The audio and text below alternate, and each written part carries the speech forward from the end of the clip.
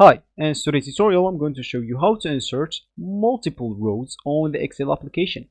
So first of all, all we need to do just go and open the Excel application if you have it already downloaded. Of course, if you don't, you'll have to go and download it through Microsoft Store or any browser you're currently using. It must be easy because you must have been downloaded something on your PC before. So to believe the same steps.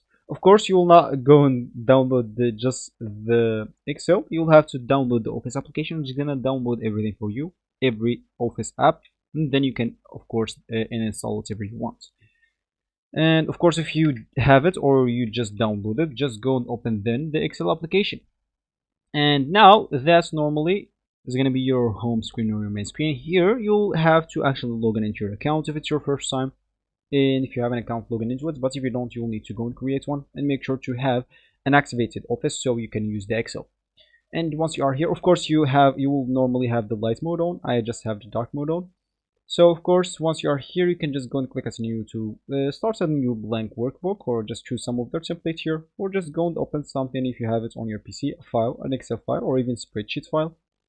Or even if you want to open a PDF on your Excel, you can find a video on the channel on how to do that. Make sure to go and check this out. Remember, just going to open a new blank workbook file, and here, let's say as an example, we would like to uh, so here we can let's just go back, and here let's say an example. I'm just going to write just h.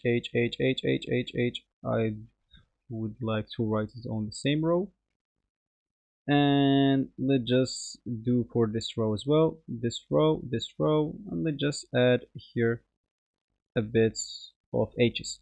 So we would like to insert this multiple rows on another maybe Excel application. So of course, not application, another Excel document. So simply you can just go here and select it all. And of course, click at Control C or even Control X if you want. Control C or Control X. Control X will normally like delete those, and Control C will just copy it. So there's the copy and cut. And of course, you can just go here and insert it by clicking at Control V. Of course, you can do that into another spreadsheet or Excel document. It will not make any difference, and you'll be actually good to go. So that's actually for this tutorial. I hope you like it. Thank you guys for watching, and goodbye.